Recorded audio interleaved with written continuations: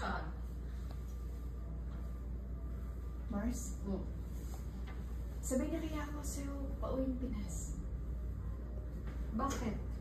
Ano naman nangyari? Yung kapatid ko kasi. Naisip ko kung magre-resign ako, may makukuha akong separation pay. Malaki din yun. Tapos, makakapagpa-test din ako. Baka sakaling mag-match kami as donor niya. Diba? Ikaw. Ikaw bahala. Sigurado ka?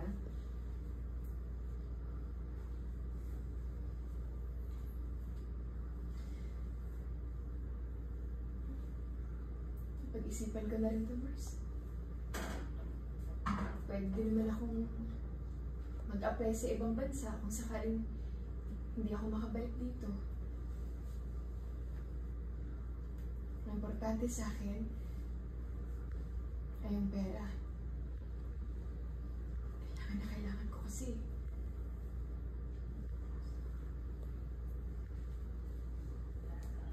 Close! Boom! One take. Phone call. Close. Video call pala. Video call. Right. Malamig dito sa UK. Yeah. Tara! Mom!